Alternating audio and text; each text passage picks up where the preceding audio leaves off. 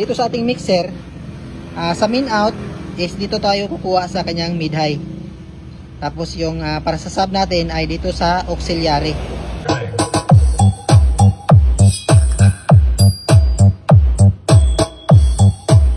Ito yung isa sound check natin ngayong araw mga boss. Dalawang MCB lang muna na D15, 2000 watts, so yan mga boss. At yung mid-high natin na bullet, dalawa is 700 watts, so yan. At 300 watts sa tweeter. At ito yung gagamitin natin na mga amplifier mga boss at mga processor. Ito yung gagamitin natin na mixer, 7 channel.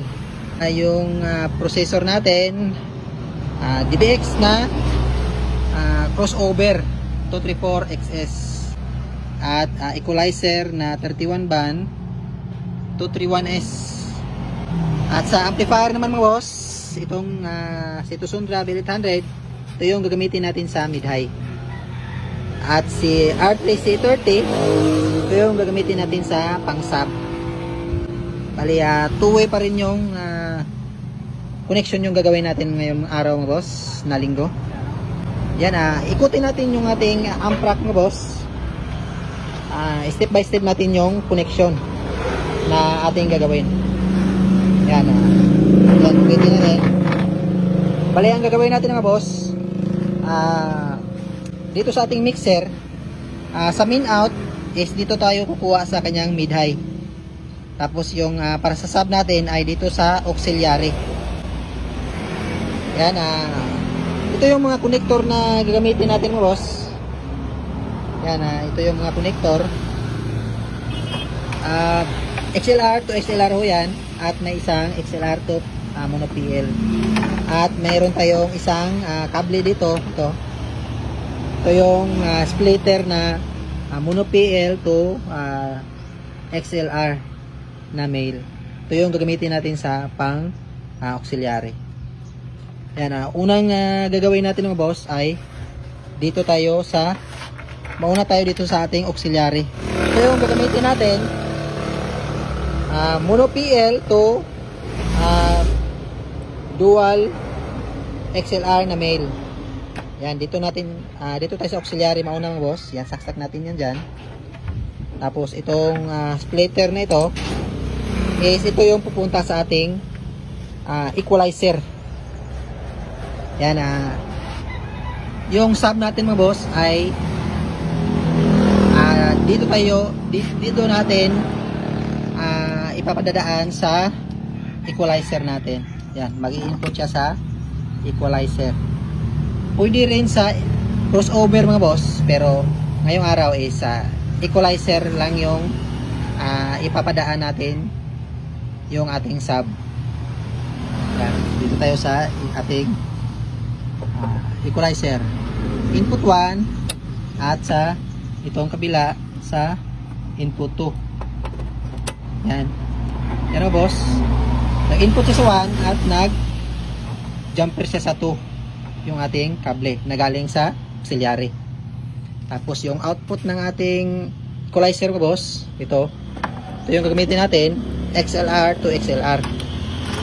Yan, yan itong dalawa, XLR to XLR. Yan. Yung output ng ating auxiliary mga boss, yan, output 1 at output 2. Yan, yung kanyang kabilang side ng XLR, ito yung dalawa, ito yung pupunta sa ating sub na amplifier.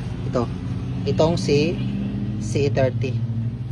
Yan, mag-input siya sa yung channel 1 ng output ng ating equalizer. Ito yung mag-input sa channel 1 din ng ating amplifier.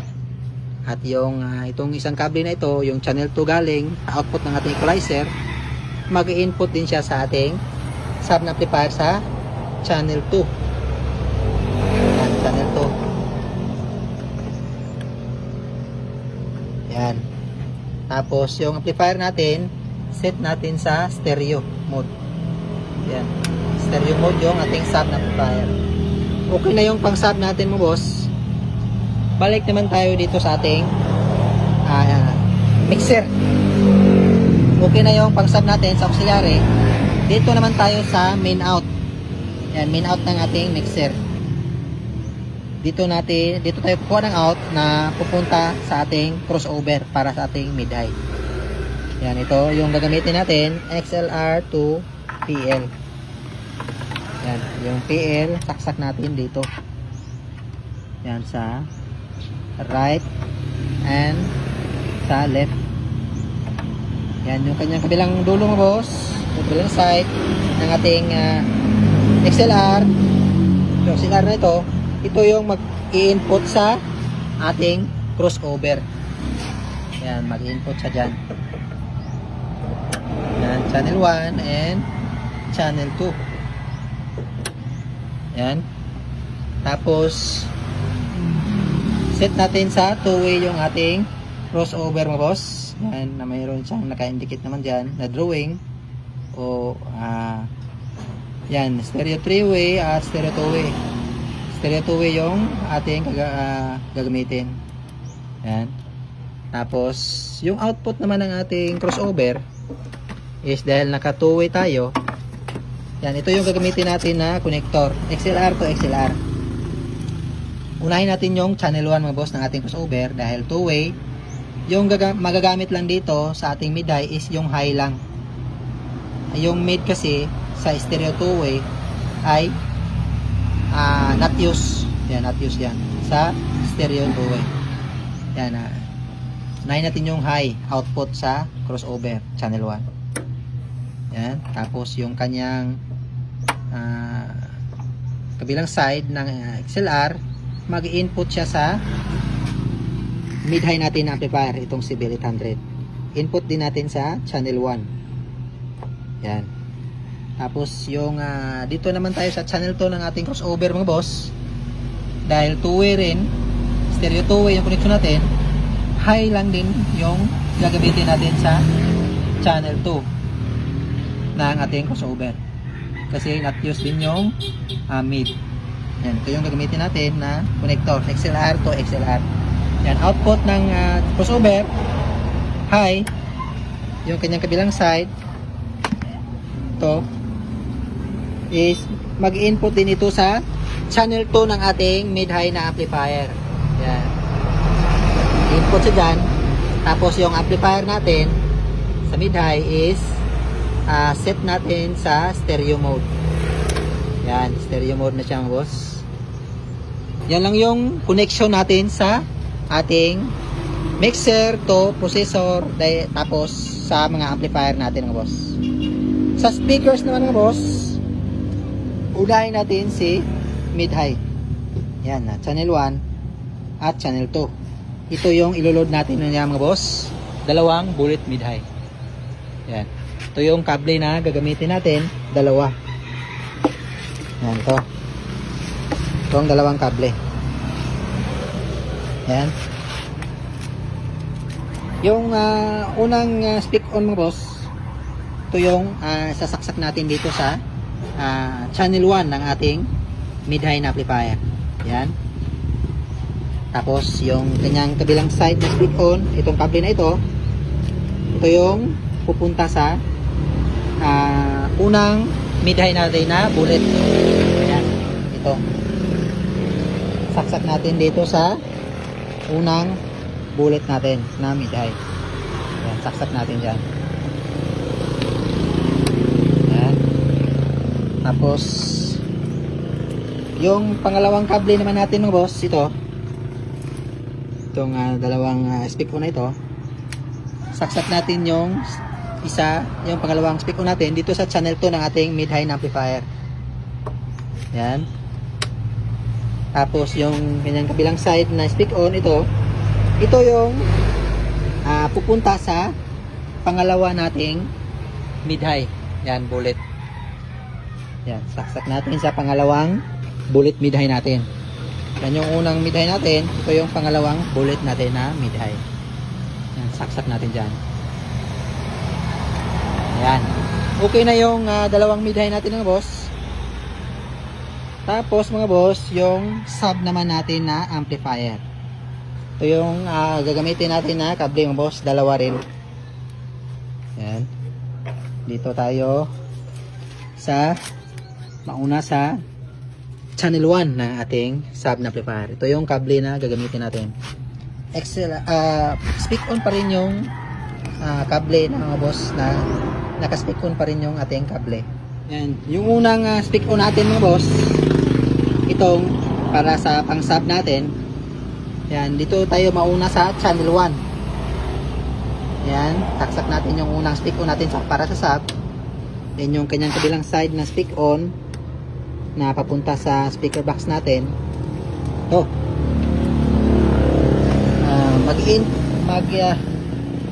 Saksak natin dito sa ating pang sub na box. Yan, medyo makipot mo boss. Yan, saksak natin dito sa unang sub natin na box. Yan, okay na siya. Dito naman sa pangalawang kable natin mga boss. Yan. Okay na yung unang sub natin mga boss, nakasaksak na sa amplifier. Ito namang pangalawang sub natin. Ito yung kable na gagamitin natin. Yan. Ito naka-XLR naka-speak on pa rin. Saksak natin sa channel 2 ng ating amplifier. Yan. Channel 2. Yan. Tapos set muna natin siya sa stereo mode mga boss. Yan, naka-stereo mode siya yung ating amplifier. Then yung okay na yung channel 2 ng ating speak on out mga boss. Yung kanyang kabilang side o kabilang side ng speak on ay pupunta ito sa pangalawang MCV natin. Yan. Dito natin isasaksak. Yan. Dito natin isasaksak sa channel 2 sa pangalawang sub natin mga boss. Yan, makipot siya. Yan, saksak natin sa pangalawang sub natin. Yan. Okay na mga boss, yung ating connection. Bale, stereo mode yung connection natin ngayong araw mga boss. Yan, sound check natin mga boss yung ating ginawang connection. Yan, balik tayo dito sa harap mga boss. Una nating i-on mga boss ay itong ating mixer. Yan, on natin. Tapos USB lang yung audio source muna natin. Yan, nag-read na siya boss. Yung mid-high pala natin na amplifier mga boss ay dito sa crossover natin pinadaan.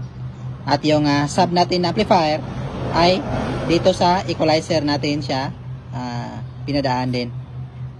Yan, una natin isa-sound check mga boss ay yung mid-high natin na amplifier. Yan, una natin. Yan. Tapos yung volume niya lagay natin sa 10 o'clock yung dalawa. Yan, 10 o'clock natin. Tapos dahil sa crossover natin siya pinadaan, dito lang tayo focus sa crossover sa ating mid-high. Yung volume natin sa ating mixer is lagay natin sa 0 yung dB yung ating volume sa main. Tapos yung sa audio ay lagay natin dito yan lang muna, mahina lang muna yung ating volume. Yan. Tapos dito tayo sa ating crossover. Unahin natin yung channel 1 mga boss, o channel 2 muna yung unahin natin mga boss na i-sound check. Yan, ito yung volume ng mid-high natin sa high output. Yan boss. Yan yung mid-high natin. Yan. At yung frequency natin, dito tayo sa low mid. Dahil yung mid-high, wala yan. Dahil two-way yung setup natin. Dito tayo sa low mid. Lagay natin sa 350. Yan. At dito sa channel 1 mga boss, kung ano yung settings natin dito sa channel 2, Dahil magkapareho lang naman yung mid na gamit natin. Yun na rin yung settings natin. Yan. Pinaan muna natin ng konti. Ano yung settings ng channel 1? Yun na rin yung channel 2. Ayan, volume natin. Lagay natin sa 10 o'clock din. At yung sa channel 1, sa high output din. Yan. Tapos yung kanyang frequency, lagay natin sa 350. Yan, 350. 350 din natin lagay.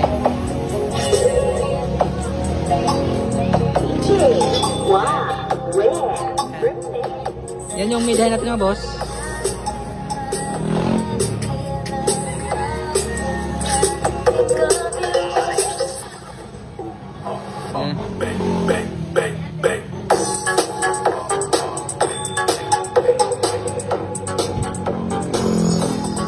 Yan yung mid-high natin mga boss.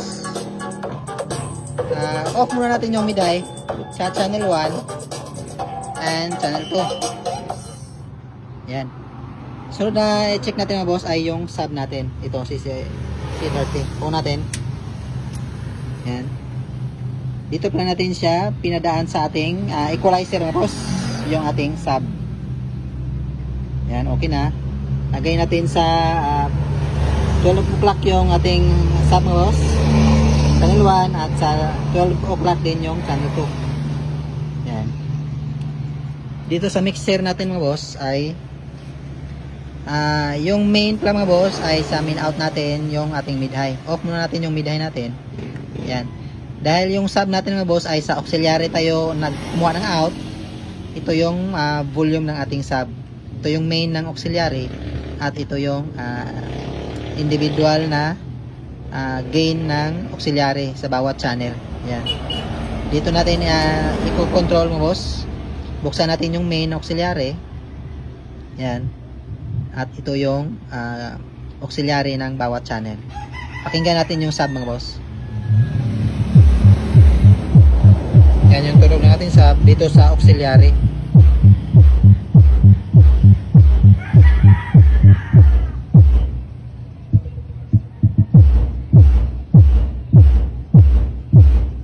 Yan yung volume natin dyan mga boss ay nasa 1 o'clock sila dalawa.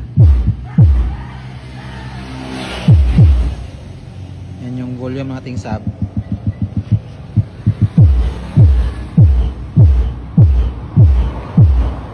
Yan. At dito naman sa equalizer mo boss ay ito yung settings ko sa aking sub sa equalizer. Ito yung sa channel 1 at yung sa channel 2. Yan.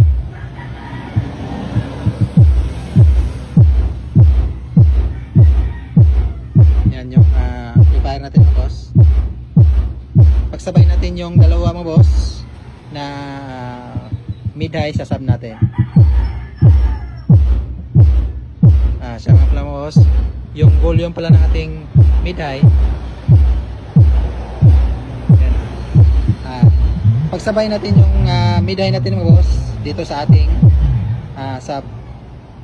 Ayan, buksan natin sa 2 o'clock sa channel 1 at channel 2. Yan.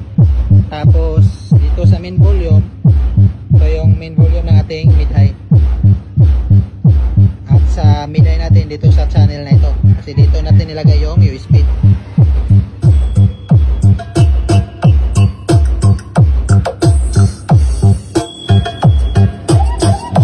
Ayan, tunog natin na boss.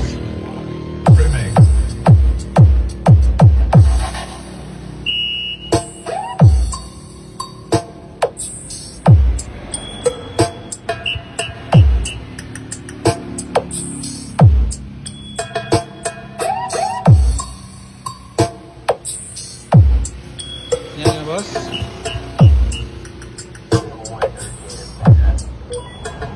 Kung magdadagdag naman kayo ng pangalawang equalizer mga boss, dito nyo na ilagay sa mauna dito sa ating crossover mga boss, kasi galing ng min out ng ating mixer tapos equalizer, tapos itong crossover sa pangalawang equalizer mo boss. Kasi itong equalizer na ito ay para pang sub ito. Yung pangalawang equalizer na kung meron kayong pangalawang equalizer ay gamitin nyo na yon sa pang mid high. Tapos itong crossover. Yun yung connection mo boss kung dalawa yung inyong equalizer.